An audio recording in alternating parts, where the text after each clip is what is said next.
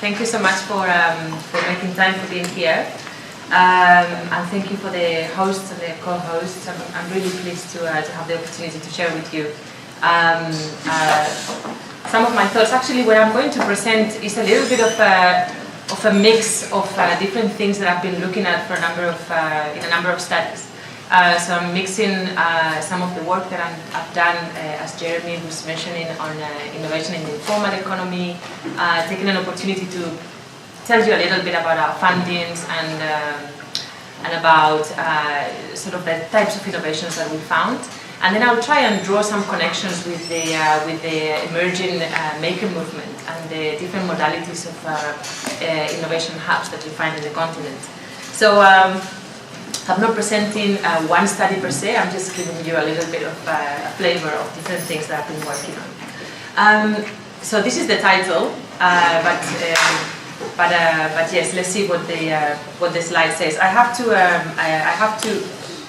admit that I don't see the slides from the top, so I have to sort of see simultaneously there and here to know where I am. So apologies if there's a little bit of a delay. So let me start by just talking about innovation. I mean, I come from the innovation studies literature. I'm an innovation scholar, this is how we call ourselves, which is very much sort of like an interdisciplinary field of study. Most of us come from the field of economics, but it's a mix between economics and political science as well. And that's why you will hear me talking about innovation a lot. But I wanted to start with this statement just to highlight that policymakers all over the world are talking about innovation and emphasizing the importance of innovation as a driver of prosperity and economic progress. And I just picked up literally a few random statements that I could find very quickly, just to illustrate that it's across the world that we find this. It's not only in the West. As you can see, two of the statements there they relate to North America and Europe. But the last one refers to a statement that was made by Cyril Ramaphosa, which is the current president of South Africa, the day after that he was sworn as the new president earlier this year. He made a statement: "Our prosperity as a nation depends on our ability to take full advantage of rapid technological change, and this means that we urgently need to develop our capabilities in the areas of science, technology, and innovation." Something that was mentioned as an issue of key importance, and we are really taking that to heart, because we are currently in the process of revising our white paper on science and technology, which was originally developed in 1996, and the situation in South Africa is quite interesting because, as I will mention here, and a lot of the things that I will highlight during my presentation have to do with this contrast that we find. And in South Africa is very, very evident that we are performing relatively well in the continent in terms of science, technology, and innovation. We have quite a sophisticated institutional infrastructure to support innovation as compared to some other of our neighboring countries. When you look at all the indicators in terms of number of researchers, number of patents, technological developments, in all of them we sort of, go ahead the league in terms of performance. But at the same time, that performance is coexisting with growing inequalities, growing levels of exclusion, huge levels of unemployment and poverty, and so on. So we find this world of contrast coexisting. And the reality is that innovation can coexist with growing inequality. These questions have been posed over the years to governments, to different agencies supporting innovation in South Africa, and there's a clear understanding that innovation has to be put at the service of distributed goals. We have to ensure that innovation is a tool for inclusive and sustainable development. So this is where my angle comes from. The term innovation is is relatively new. Innovation policy, sorry, is relatively new. And I just wanted to show quickly this slide because it's a study from Jan Fagerberg, who is also a very well published innovation scholar. And they just released this study last year showing that the frequency of the using the term innovation policy. And you can see that even though it's been around for a while, it's really peaked in the early 2000s when we hear innovation policy being more frequently used.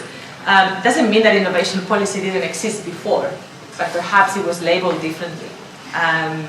We didn't call it innovation policy per se, but you can see that it's very much at the center of the policy agenda.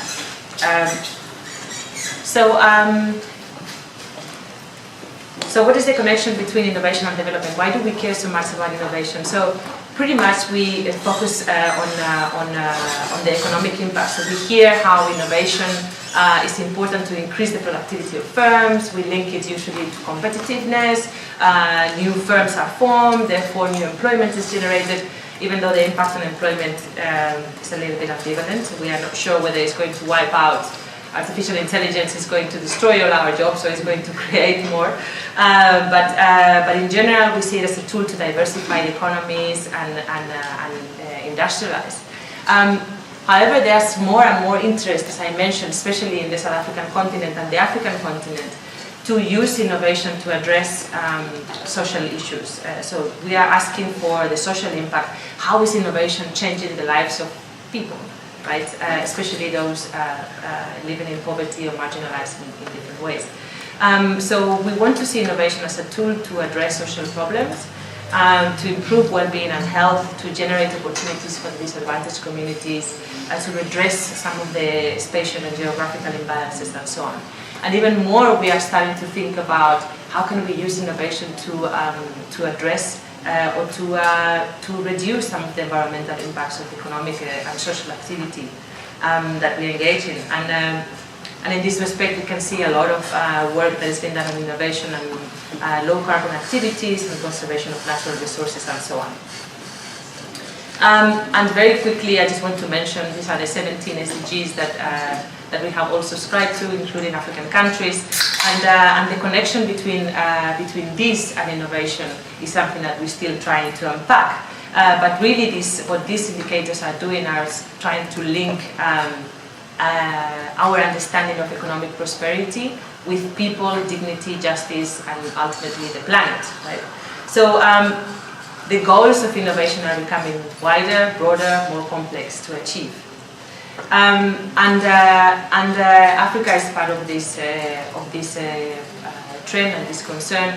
And this is this document, the Agenda 2063, is the document that summarizes the vision of Africa for the next 50 years or so, and it's called the Africa We Want. And you see as number one, the aspiration is about having a prosperous Africa based on inclusive growth and sustainable development. And I'm going to refer to that inclusive part with my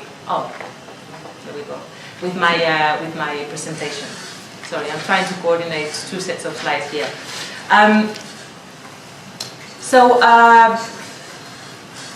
The African continent has been, the narratives about African development have shifted from a picture of despair and doom. And I don't know if you remember that in the early 2000s there was an article by The Economist that talked about the hopeless continent. And it was very influential in terms of creating that narrative of Africa as a hopeless place.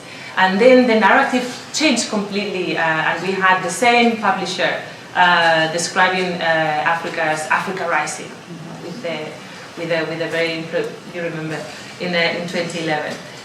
So since that time, there's been a string of reports talking about Africa as finally entering a new era of sustained growth for various reasons. We talk about lions on the move, and gazelles, and all sorts of metaphors to describe the way in which the continent is moving. mindful of the differences that exist between the 54 countries, I will not treat Africa as a country, but I will try and extract some generic lessons from the work that we've done. And some of the avenues that I will be looking at that involve looking at technology refer constantly to building on what we have. We look at innovation, science, technology, innovation as something that we need to have, that it needs to be imported from elsewhere, that we need to learn from elsewhere. We don't have it. We need centers of excellence, therefore we copy the model from elsewhere. We need science parks, therefore we copy a model. And I think our approach to innovation and innovation policy has to be very much based on an exercise of self-reflection and a really true assessment of how can innovation be put at the service of inclusive and sustainable development. With this idea of building on what we have, I will start by mentioning what we have, which is our greatest asset, which is our people. So our current trends of population is that Africa is expected to almost double its population by 2050 to 2 billion people. Currently, half of the population in Africa is less than 25 years of age, and it's been estimated that by 2035, 41% of the youth will be in Africa. So we'll have the largest labor force in the world, larger than China's. And this is a great asset for the continent, but also it's a great challenge. And the reason why is because 3/4 of our youth is unemployed or vulnerably employed. We have a huge amount of people that are joining the labor market every year. And most of the studies are showing that that in the future, where are the jobs going to come from? And most of the studies are showing that entrepreneurship is going to be the way forward. Most of the jobs are going to come from what is known as household enterprises, which are mostly family-run, largely informal, cash-based enterprises. So this is where the youth is going to occupy itself. The issue of skills is another question that we are not going to talk about now. But when you look at entrepreneurship, you can really see in that slide, and this refers to the youth. I'm not sure how much you can read the figures, but you see new and nascent businesses are much higher in sub-Saharan Africa than in other regions of the world. So in this respect, Africa's response to demographic challenges affecting the youth are really proposing entrepreneurship as central to the solution. You can argue, okay, well, it makes sense in a context where the opportunities of formal employment are so reduced. We may find a lot of necessity-driven entrepreneurship. But when you look at the figures as well, you can see that, I'm not sure if you see it, Sub-Saharan Africa is the third one in that graph. You can see that even though necessity, is there a pointer here?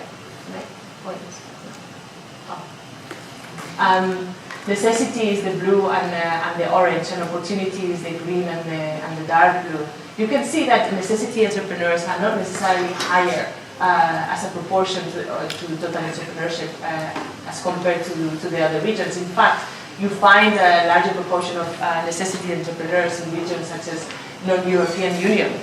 So most of the entrepreneurship is based on the perception of an opportunity. I'll come back to this point when I talk about informal entrepreneurship. This is what I want to talk about when I talk about innovation in the informal economy. So I want to talk about entrepreneurship, the type of entrepreneurship that exists in the African continent, the one that is predominant, and the opportunities that exist. What are these entrepreneurs doing? Are they surviving? Are they innovating? Are they contributing in different ways to knowledge creation, to economic and social development, and so on? So let me spend a few minutes talking about the work that I've done on innovation in the informal economy. Just very quickly as a broad definition, in ILO, the International Labour Organization, defines informal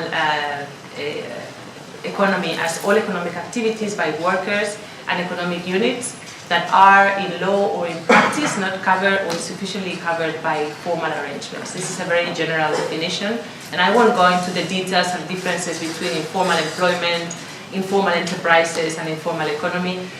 If you would like to look more into that, there's a paper by Professor De Beer here and others that goes into the detail of these different definitions and so on. But the informal economy is particularly relevant in Africa, and as you see, it exists everywhere. You can find informal economic activity everywhere, but particularly in Africa and in different sub-regions of Africa, such as Western Africa, Central Africa, and so on, we reach figures of more than 80% of employment outside agriculture. It's not something that is marginal, it's not something that you can ignore. If you want to talk about economic opportunities and economic activity in the context of Africa, you must take into account the informal economy. And we may have the perception that most informal entrepreneurs are surviving, right? When we think about an informal entrepreneur, we're thinking about perhaps a woman selling oranges on the side of the road, perhaps somebody doing some basic activity to survive. But the evidence is showing us something a little bit different. Actually showing us that that even though we may find the category of the survivors or the lower tier, as different academics have different ways of classifying and informal economic activity. But we find within the informal entrepreneurs, we find those that are there to set up their own businesses because they want to test new ideas. They are using actually the informal economy as a test bed for innovation. They are trying new things. Some of them want to be their own boss. They have the intention of growing their businesses, and they constitute quite a substantial percentage of informal entrepreneurs. You see them as called as the professionals, the upper tier. Also, you find a big layer in the middle of the resourceful or the middle tier that have created the business not for reasons not related to market constraints, but for other reasons. And in some cases, we find those also innovating in different ways. And using a sentence that was used by Open Air in one of your publications in 2013, that was just before I joined the network. I remember I read that publication and it stuck with me because it made the argument that informal is normal in an African context. And when you look at the figures, it is very true. So the informal economy constitutes about 2/3 of non-agricultural employment. It's about 1/3 of the African GDP. In places like in Kenya, it's generated about 90% of the new jobs, 83% in Nigeria in 2016. In South Africa, the majority of micro-enterprises are informal. There's a study that shows that 60% of firms that make less than 300,000 rand a year remain informal. And so it's a question of size rather than other factors, but I will get there. And also it's on the rise in pretty much all countries. So contrary to the perception that the informal economy will disappear somehow with modernity, we see countries growing economically, doing better in terms of innovation and technology development, and at the same time growing the informal economy. So the informal economy is there to stay. The motivations for the work that we've done is based on one, that large set of evidence that show us that the informal economy is really at the core of African economies, and also evidence that the innovation in informal enterprises has potential transformational effects. in terms of entrepreneurship, resilience, cooperation, and social integration and so on. So we have a lot to learn from understanding. It's almost like a microcosmos of activity that teaches us something new about innovation, that we can extract generic lessons that can be transferred to other parts of the world, really. At the same time, it remains invisible in all conceptual approaches and also approaches to policy. So, so we looked at innovation in various studies, and OpenAir is very active in coordinating a large number of studies across Africa, trying to really capture and to identify what is the nature of these innovations done by informal entrepreneurs. So I have a few illustrations here of innovations that we found in Nairobi, in one of the informal clusters of metal workers. So let me just mention very quickly two of them. I won't go too much into detail because I'm mindful of time, and I understand that we also want to have a little bit of a discussion. But one of the examples here on the right is the example of improved chip cutters. This is a metal worker in an informal cluster in Nairobi that one day has a customer that has a chip cutting machine from abroad. He's never seen it before. He's asking for it to be repaired. So what he does is reverse engineers. He basically pulls it apart, learns how it works, and then rebuilds it. He rebuilds it, and then he realizes he can rebuild it with recycled local materials. He can take local materials and sort of rebuild the machine himself at a much cheaper price. And he's also adding some of the features to that machine that makes it more relevant and more usable in the context in which he operates. He starts manufacturing this machine. Basically, it's an adaptation of foreign technology through reverse engineering, and he's now selling it to other informal entrepreneurs that are setting up a business. Chip cutting is for chips, like fried chips. So other informal traders can now set up a business and make a livelihood out of that.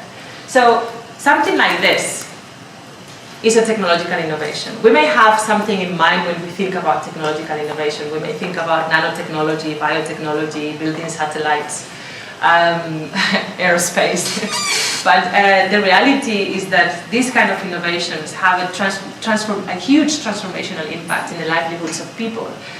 Being able to afford this machine probably would cost, $5,000, $6,000 if you buy it from the original source. If you buy it from this person now, it's much more affordable. It allows for a livelihood. It allows for a whole family to make a living through that innovation. So similar to the case of the improved cookstove depots in Nairobi. So due to infrastructural issues that many of us that are familiar with developing countries, we know that many people rely on firewood for cooking and heat, and they use these stoves, the metal ones that you see on the left, the silver ones. Those ones use a lot of wood, and they also produce a lot of pollution in the house. So somebody came across this idea of having a ceramic liner and making them in a shape that was much more energy efficient. And they not only use less wood, but they also minimize the amount of smoke coming out of them. So this is an improved cook stove that spread like fire, literally, through the informal cluster. And that is one of the points that I want to mention about innovation in the informal economy. When somebody's got a good idea, it's copied. It's copied very quickly, and that has a lot of implications in terms of knowledge appropriation, intellectual property, and so on. And some of these clusters are structured in such a way that you have to see what others are doing. You can't really keep your invention for yourself for very long. And what happens is that new ideas travel very quickly. So now you find a variation of this improved cookstove pretty much in any informal shop in Nairobi. And I'll come back to that, about the dissemination of new ideas. We also have collected examples of new sophisticated equipment to pack traditional medicines in Ghana and so on, but I won't go into that. And like this, there are many examples, and there are very interesting examples of those custom-made matatu manufacturers in Kenya. That is also a story of reverse engineering, buying a new vehicle from abroad, undoing it, and developing features that are in line with customer taste. That has a great influence in their businesses. Informal carbon fiber clusters in Uganda and South Africa, very interesting cases of how IT services innovate in Nigeria. In South African townships, you find manufacturers of coffins that are made with recycled furniture. And we did a study as well about homemade products, soaps, and other cosmetics in South Africa. Innovations that included a lot of indigenous knowledge and traditional knowledge in terms of making the soaps and cosmetics much more aligned to cultural preferences of different customers. Something that I wanted quickly to touch upon is on how people of learning, and there's this perception that the levels of education in the informal economy are very low, and what we found is quite a lot of disparity in terms of the levels of formal education in the informal entrepreneurs that we have interviewed through our studies. So in some of them, it's true that the levels of education remain quite low, but in others we found quite a high percentage of informal entrepreneurs with a tertiary education, such as it was the case in South Africa. 32% of the interviewees had a tertiary education. This tells us something about the connections that exist between the formal economy and the informal economy. A lot of them were people that had jobs in the formal economy at some point, and they left it or they complemented it through their own business in the informal economy. So it tells you that informality and formality is not a dual concept. It's part and parcel of the same economic reality that the people's economy. It's people that you can't really separate it that much. You have the same individuals having a job or performing activities in the formal economy and having their own business. And that's also coming with other changes in the youth, especially when we refer to the youth. We see changes in the structure of career and work. It also has to do with the prospects and the perception of the future in terms of work for the youth. They are really understanding that they have to mix informal work with your passion-driven project with a wage-paid job sometimes, and it's becoming more and more accepted. So informality, and we see it in different media outlets and so on, that you find these examples of a successful informal entrepreneur that has done extremely well for one reason or another. So in a way, we are sort of like capturing this idea, these experiences, making them visible and valued at the same time. So there is a change of perception about informality. Just very quickly, the way learning takes place in the informal economy has a lot to do with interaction. I won't go too much into the whole theory behind it about innovation systems, even though I'll mention it a little bit. I can't help it because I work on innovation systems and I need to say a word about them. But what is important is that all of the learning that takes place, and again it has implications in terms of how do we understand education and training in our continent, we have to really start valuing other avenues and routes through which people acquire knowledge that is not necessarily just by going to formal education or tertiary education. And the reality is that in the future, we've seen the trends of population growth and the youth. A very small percentage of that youth is going to go to university. Let's face that reality. So how is this youth going to acquire the knowledge that they need to carry on with entrepreneurship and with making a livelihood? A lot of this knowledge is acquired through informal means, and is acquired through learning on the job, learning by doing, learning by interacting with others. So this is what we call interactive learning, which is essential in the informal economy. And what we did is also, again, coming to my innovation systems approach. We tried to look at these businesses not in isolation, but in connection with a constellation of actors and stakeholders around them. So I think this is essential because it allows you to see where the strengths are, where the gaps are, what kind of interactions and linkages need to be strengthened in the system. Because economic activity, as I say, is part and parcel of a constellation of actors and organizations that exchange knowledge, combine knowledge, recombine it, and turn it into something new. So that is what innovation is about. So what we did is we tried to map in each of these studies what is the innovation system around those entrepreneurs.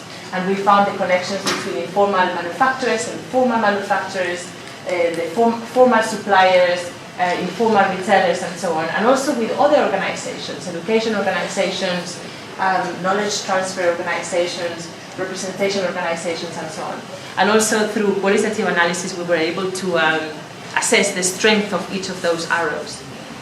So the arrows are the most important part of the system, otherwise you have isolated actors doing their own thing. So what we look at is at the interactions and the exchanges that take place across.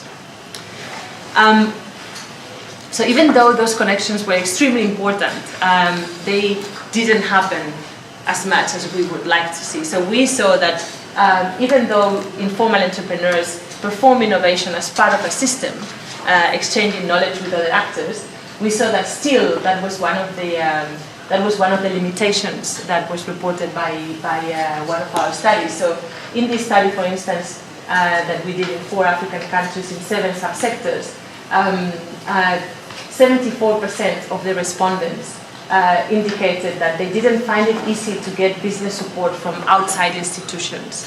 Outside institutions meaning part of that constellation of institutions that I mentioned in the slide. They didn't find it easy to organize training with external providers. They didn't find it easy to get loans or financial support from external institutions. When those connections took place, the results were phenomenal. So this isolation is really something to address. So these are some of the features that we try to look at all of these instances of innovation and try to see, okay, so what is common to all of them? What lessons can we learn? What can we learn not only about the way in which we approach innovation, but also the way in which we approach education and training, and how we approach intellectual property, how we approach different aspects. So these are some of them that I wanted to share with you. Those are the features of innovation that we found as common to most of the studies. Even though in South Africa and Africa in general, we have very clear targets about national R&D. We want to have 1% of our GDP invested in R&D, research and development. We see that as the basis for innovation. We think scientific research is the main source of innovation. And even though scientific research is critical for innovation, it is not the only source. And this is confirmed by our studies, that many more firms innovate than they do R&D. These firms are innovating and they are not doing R&D. That has policy implications in terms of identifying gaps and areas for intervention. Many of the innovations that we found, most of them were collaborative. And as I mentioned, if you adopt a systemic view, you start seeing where the arrows take you, and you realize that these innovators are actually collaborating, exchanging knowledge openly with peers, with suppliers, with customers, And those collaborations were crucially important in the innovation activity. Also, this idea that innovation has to be this big thing. It has to be something that comes out in the news, in the front page. We found that a lot of these innovations that were extremely impactful and transformational were actually small changes, were incremental changes, like the example that I gave you about the chip cutter. It's not somebody that comes up with a new machine. It's somebody that is reverse engineering and adapting it and localizing, domesticating that technology for the use in the community in which he or she operates. So they're not new to the world, they're new to the firm or the context in which they are. They are mostly about adaptation and adaptation of existing technologies by recycling, reusing, minimizing resources, in many cases ascribing to the principles of the circular economy. Right? So it's about reusing, recycling as much as possible. That makes sense in a context where getting new materials is quite difficult. Copying and diffusion. As I mentioned before, the sharing of information and the imitation and copying and the Me Too kind of business is very much predominant there. And this sharing is driven by particular social dynamics that happen in informal settings. So these are communities that are tightly interconnected. They depend on each other for many things, for getting by many of the obstacles of daily life. You need your neighbors, you need your peers, you need your community. And that leads in many cases the way in which people share knowledge and behave with one another. So copying and imitation is not seen as a negative thing in all instances. It's seen as a way of giving back to the community that supports you. It's very closely connected to markets, and that connection with the demand is critical as well in terms of the success of the innovations. And I will come back to that later, but having that very intimate knowledge of local needs is something that is a critical advantage for informal entrepreneurs. And somebody was mentioning the other day, I had a conversation with somebody and we were talking about, the next Google. Why doesn't Africa have its own Google? Right? And that conversation took us to say, it's like we know what is needed. So these guys, they know what is needed on the ground. The guy sitting in Google doesn't know what a person in a Kamukunji cluster needs. So that is something that is something we need to appreciate and to nurture in a little bit more of a deliberate way, I think. They are able to respond very quickly to market demand and supply. They have the flexibility that larger firms don't. And they also is constraints-based innovation. So they can innovate under conditions of scarcity. They do innovate precisely because of the conditions of scarcity to try and solve problems and overcome some of the shortcomings. So those features of innovation resonate, I'm sure, with some of the businesses that you can find in Canada, that you can find in Europe, that you can find in the West. And those are some of the features that I think is important to share and to learn from each other. How are these informal entrepreneurs tackling this? What lessons can be useful for entrepreneurs in other contexts? Something else, and this links to the next topic, I'm going to move to Makerspaces very quickly, is that these entrepreneurs acquire new knowledge by learning, by interacting with each other in a system, but there are still some shortages in terms of skills that are needed. And this is also the result of one of the studies that we conducted recently that picked up a few skills that were reported as less than satisfactory by the respondents. And one of them was computers or ICT skills. I find this extremely important, especially as we discuss the fourth industrial revolution in Africa. How is it going to unfold? Are we ready for it? Are we not? And I think it's very important to see, how ready are we in terms of ICTs. You can't only look at the number of ICT graduates. You have to look at, are businesses equipped with the skills necessary to be able to deal with certain technologies that we link to the fourth industrial revolution. And as we see, the core of African economies are informal entrepreneurs. So I think it's a fair question to ask. Now, how are these businesses going to acquire this? So how can we blend the local knowledge that informal entrepreneurs have about the needs in their context with that input of technology, especially in terms of skills that is needed. And this is where the connection with tech hubs comes in. Because tech hubs have acquired a lot of importance in an African context as well. And I mentioned earlier the focus on science parks. Yes. The focus on science parks. Okay. Am I running out of time? Okay. Maybe I'll take another 10 minutes, sorry.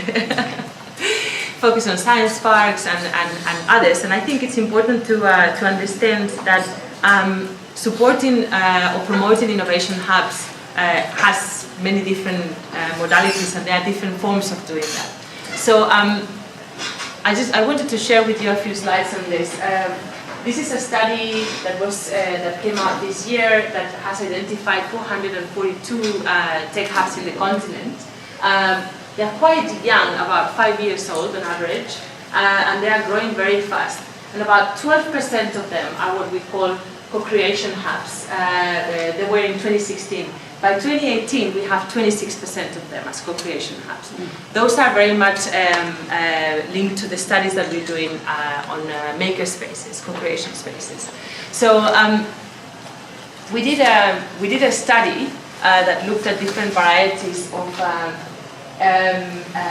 innovation hubs in the continent, and we classified, and there are different classifications. You can find a classification by the World Bank, by Prof has another classification of innovation hubs, and we have even come up with other classifications within each of these typologies of innovation and hubs.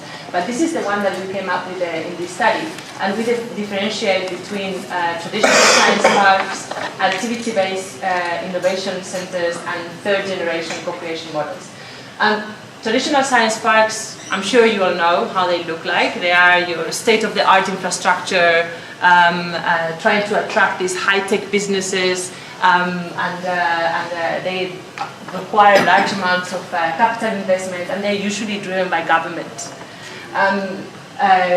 We tried to classify them there. We looked at the Science and Technology Park in Mozambique, in Botswana, and the technology and the innovation hubs in South Africa. Then you have these what is called activity-based innovation hubs. They are generally driven by businesses.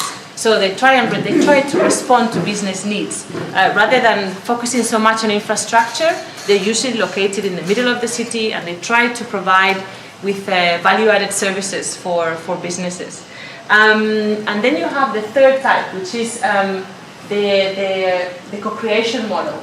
And this is what I wanted to go to. But if you don't mind, I'm going to jump to the last modality for the benefit of time, which is the co-creation spaces. So we've done quite a lot of work in trying to look at the co-creation spaces. They have different names: tech shops, hackerspaces, fab labs. They generally look like this, and they have a bunch of equipment like 3D printers, laser cutters, and different types of tools. And they share very similar ethos of do-it-yourself, peer learning, and so on. So I will try and very quickly mention a study that we did in South Africa where we looked at different makerspaces that are categorized there. So we also tried to classify them, and we saw that some of them are community-based, some of them are university-based, government-based, and so on. Some of the key findings that we found in this innovation, in these makerspaces or innovation hubs, is that many of the innovations are incremental. They are not radical. We didn't find things that were new to the world. We found things that were mostly at the pre-incubation and pre-commercialization process. They also had a talent for recycling and repurposing. I'm sure you start seeing some parallels now with, you can see where I'm going with this. And they were new, as I mentioned, they are new to South Africa and new to the world, not new to the world innovation. They had a very strong commitment to skills development. It was very interesting to see how the users and the key people in these makerspaces, they're quite keen to get out of their comfort zone and go to townships and go to secondary schools to teach kids and disadvantaged communities about how to use these technologies. How can you use this technology? They are passion-driven organizations, and the individuals that drive them are very much interested in passing on the knowledge and the skills. As I mentioned, they were very good on outreach. This is a mobile lab that you see on the right, the iMake lab, that made a trip every 3 months across the country from Gauteng to Santa Lucia. It's quite a long trip that takes about a month to go back and forth. And on the way, they assisted about 300 artisans in the rural communities to use 3D printers, to use the mobile lab to improve their products and make a livelihood.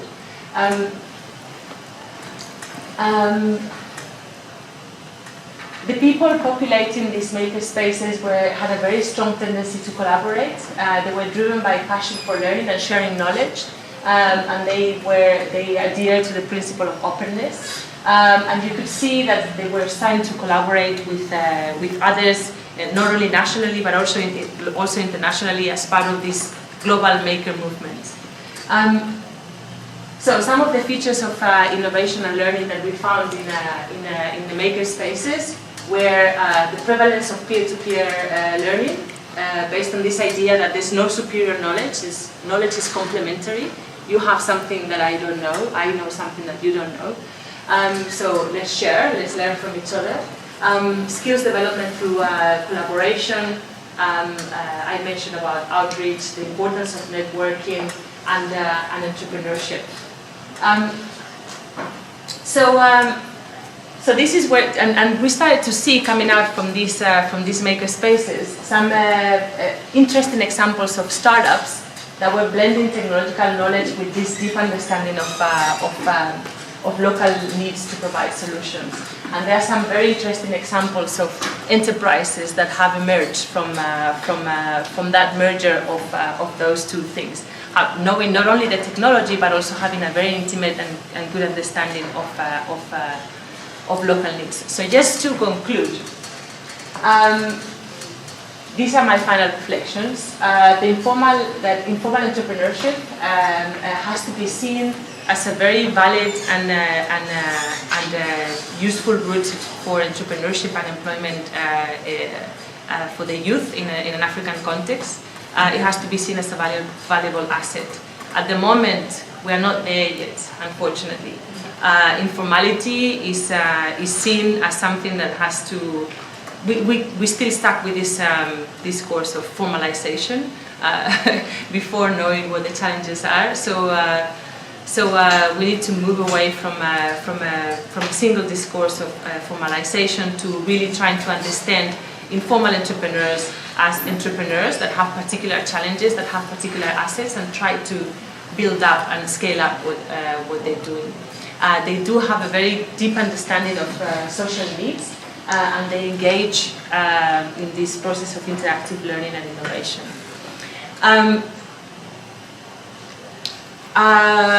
Micro-entrepreneurs in the informal economy are innovative, and as far as I mentioned, they are largely disconnected from the broader innovation system. So nurturing those linkages and interactions is essential for